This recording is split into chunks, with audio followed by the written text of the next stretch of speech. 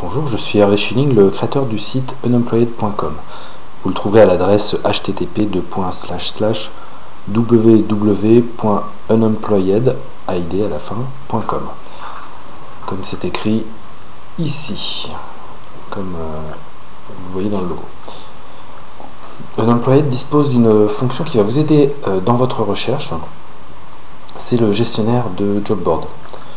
L'idée, c'est de permettre aux utilisateurs de créer la liste de tous les job boards qui les intéressent, donc sur lesquels qu'ils consultent régulièrement pour voir si des annonces les concernent ou non. Aujourd'hui, c'est devenu très important de bien travailler avec ces job boards ou avec les réseaux sociaux. Vous pouvez intégrer aussi des réseaux sociaux. Dans l'exemple que nous allons voir, il s'agit d'un réseau social qui fait aussi office de job board, LinkedIn. Et l'intérêt de cette chose, d'une part, c'est que vous trouvez dans la liste de vos job boards tous les job boards importants. Vous pourrez voir aussi, quand vous allez consulter dessus, vous allez voir aussi quels sont vos rappels. Vous pouvez noter des informations sur le job board qui vous semblent utiles, mais surtout vous pouvez créer des rappels. Donc par exemple ici, on a un rappel tous les 4 jours entre le 9 septembre 2013, j'ai du mal avec les dates. On indique l'heure aussi pour des soucis de commodité, et le 9 septembre 2014 pour ce job board et 7 utilisateurs.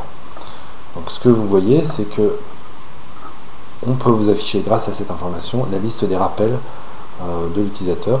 Donc on lui affiche à différents endroits du site quel job board il a besoin de consulter. Il peut ajouter un rappel.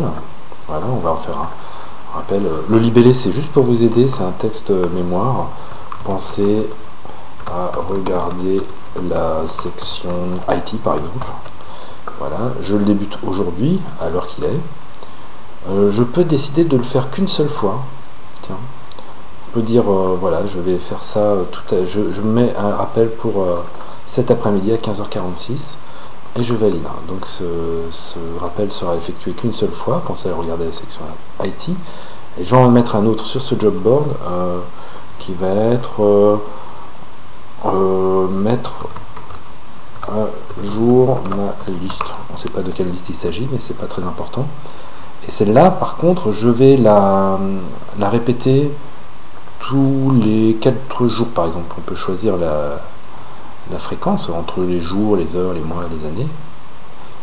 Ça pourrait être un anniversaire.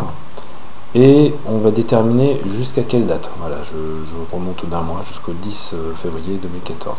Je valide. Et ce rappel apparaît dans la description de mon job board. Ce que vous allez voir, c'est qu'en dessous, dans ma liste de rappels, figurent ces rappels. Rappel, oh ouais, j'ai mis qu'un seul P, dommage. Rappel pour LinkedIn, consulter les news, mettre à jour ma liste.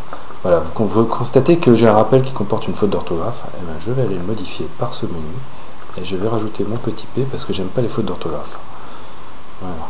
Même si j'utilise des anglicismes, il vaut mieux orthographier correctement les textes. Voilà. Depuis cette fenêtre, je peux valider que j'ai créé une variante, mais bon, c'est pas grave. Je vous expliquerai cela plus tard.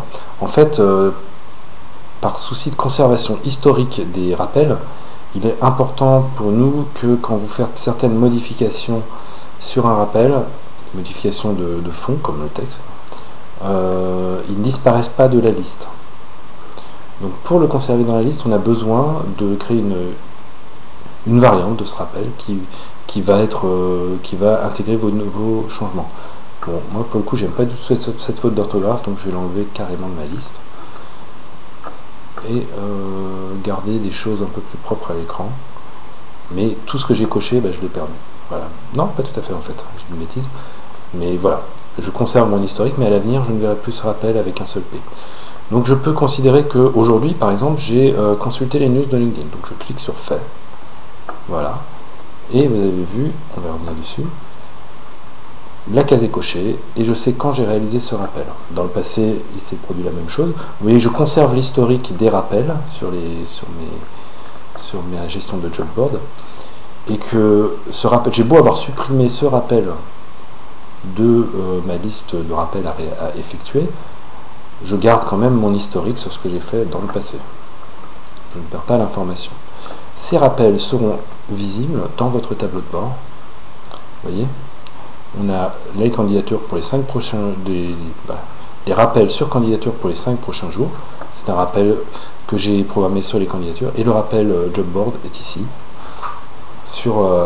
en dessous. Donc toutes les choses à faire figureront dans cette checklist. Vous pouvez voir où vous en êtes. Par exemple, ce rappel sur candidature a été paramétré pour l'entreprise Dakuda. Si je clique sur Dakuda, je vais pouvoir consulter l'entreprise et ses rappels. Nous, on est sur les job boards. Si je clique sur le lien LinkedIn, eh ben, j'arriverai directement sur le site LinkedIn pour effectuer la tâche en question. Vous voyez, j'arrive sur le site. Donc, une fois que j'aurai fait mon travail, je pourrai cocher que je l'ai fait. Et je saurai où j'en suis dans ma liste de tâches à effectuer. Voilà à quoi sert le tableau de bord. Nous parlerons du tableau de bord un peu plus tard dans une autre vidéo. Et je vous remercie pour votre attention.